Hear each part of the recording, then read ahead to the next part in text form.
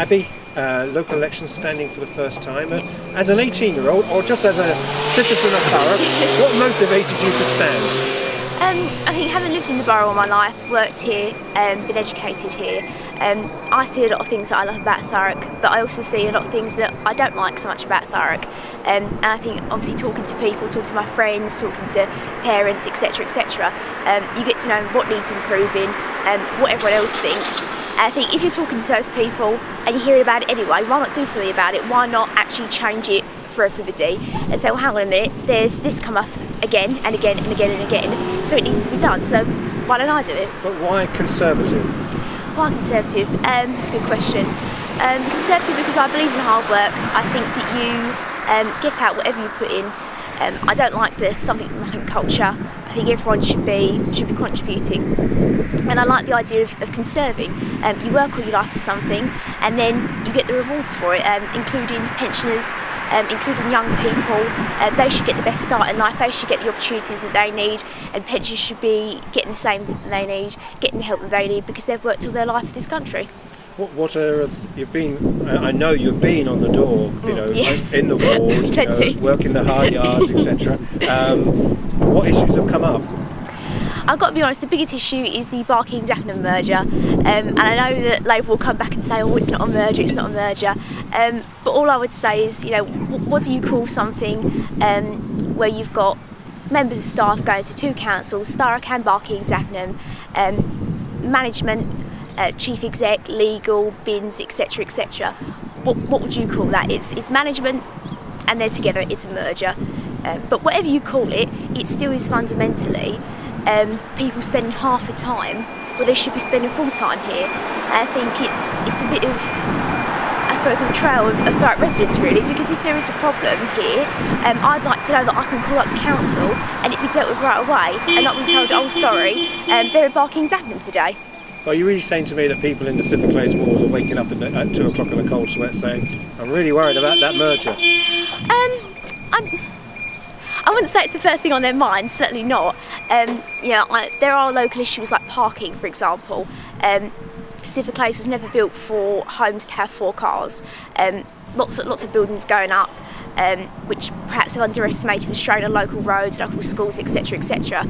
But I do think that when people have a problem, particularly when it's urgent, they want to be able to call up the council and be put through to the right person and it be dealt with right away. People have got enough things on their minds to have to worry about something that's going on at the council. I think when you're told, actually, you have to call back next week, they're in East London, you think, oh, East London, but this is Thurrock Council, this is a bit unfair. In the by-election last year, Tories did much better than many of us expected. Yes, yes. So, do you think you can crack it? Do you think you can win it? Oh, definitely, definitely. I'm seeing a lot of supporters for the Tories. I'm seeing a lot of new supporters as well, like what we're doing nationally and locally.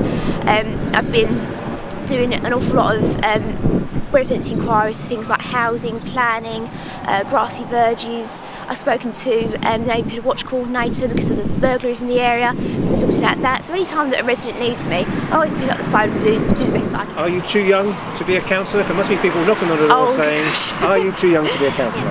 Well, I mean, to be honest, the response has been fantastic. I think a lot of people are actually find it really quite refreshing that it's a young person. I don't think that we can move forward as a borough if we keep putting down the young generation. I think people have them door and think, oh, well, at least she's doing something. She's doing something with her time. And I do think that kind of cracks a stereotype of politicians being 50-somethings in suits running around in Westminster. I think you can actually, she's a local person.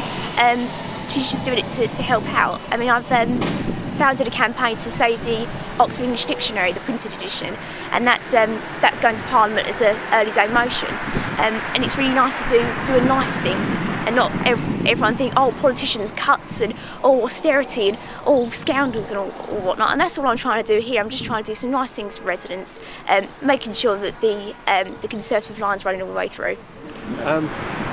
You've mentioned the planning committee, yep. The Thurrock Planning Committee on your leaflets, and if you're criticising the planning committee, there are Conservative councillors on the committee. Are you not being disloyal to your own colleagues?